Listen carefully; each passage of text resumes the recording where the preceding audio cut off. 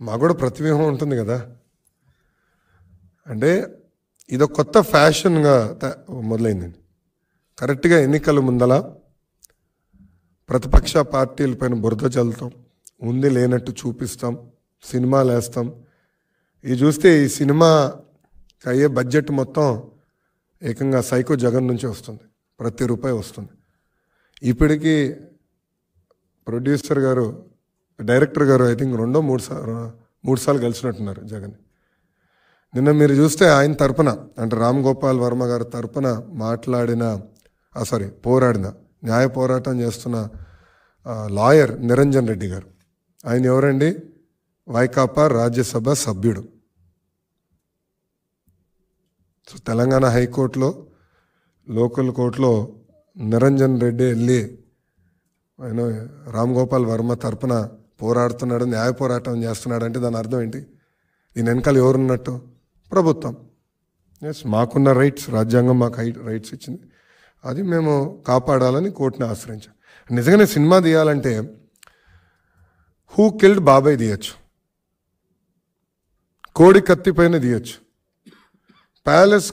ప్యాలెస్లో జరుగుతున్న అవినీతి పైన తీయచ్చు, లేదంటే ప్యాలెస్ కుట్రల పైన తీయచ్చు.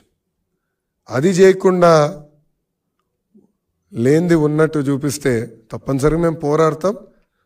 మాకు రాజ్యాంగం కొన్ని హక్కులు కల్పించింది, ఆ హక్కుల్నే కాపాడాల్సిన బాధ్యత కోర్టుల పైన కూడా ఉన్నాయి.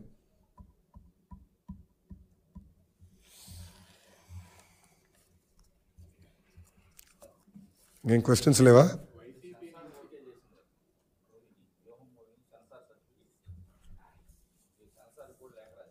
నేను సెన్సార్ బోర్డు స్టేట్కి రాశాను, సెంట్రల్ సెన్సార్ బోర్డు కూడా రాశాను, కానీ వాళ్ళు మేము రాసింది పట్టించుకోలేదు.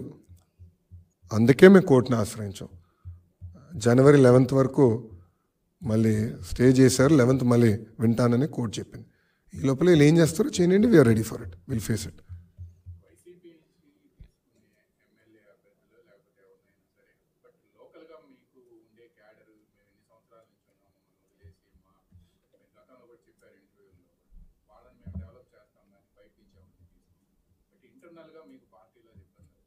మేము ఎక్కడ తీసుకోలేదు కదండి. ఫండమెంటలీ నేను అనేది ఏంటంటే, నేను ఎక్కడ చెప్పానండి, మీరే అంటున్నారు. నేను ఎక్కడ చెప్పలేదు, వస్తున్నారని నేను చెప్పలేదు, తీసుకుంటున్నాను కూడా నేను చెప్పలేదు.